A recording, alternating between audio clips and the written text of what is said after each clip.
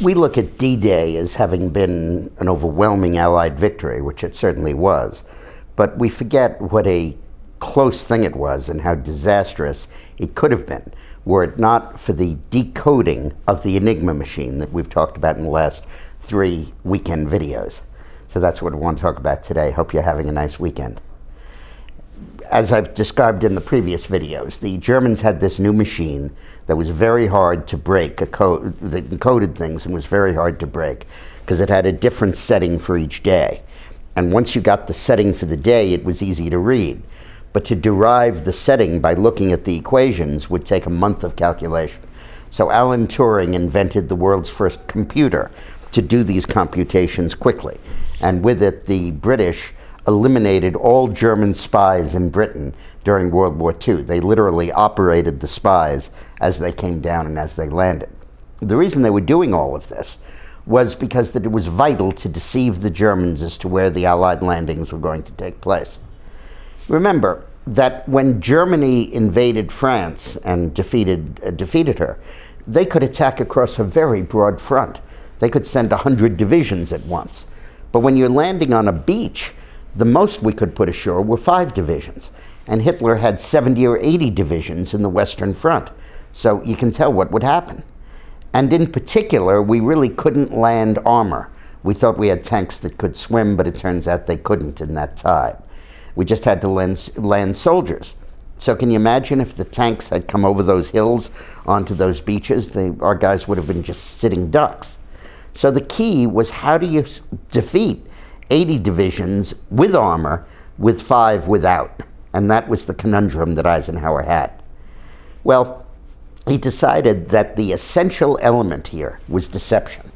This wasn't just a sideshow. This was the main event. And the Allies went on a long campaign to convince Hitler that they were going to invade across the shorter route to France, Pas de Calais, where you can almost see France, as opposed to the much longer route to the Normandy beaches. And it was the logical thing to do. And they used all sorts of subterfuge.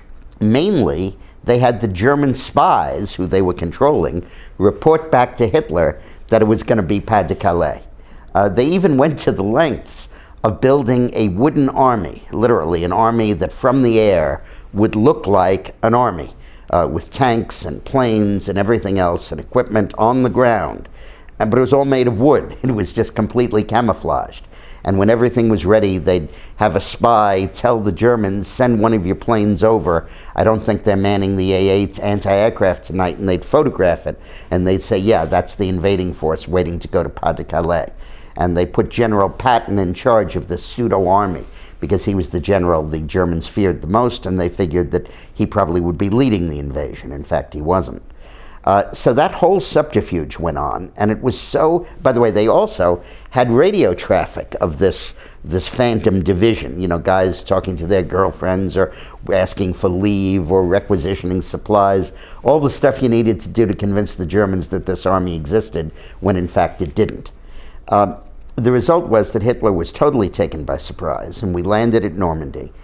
And then Hitler insisted that this was a feint, that this wasn't the real invasion, that he knew from his coding and his spies it was going to be Pas de Calais.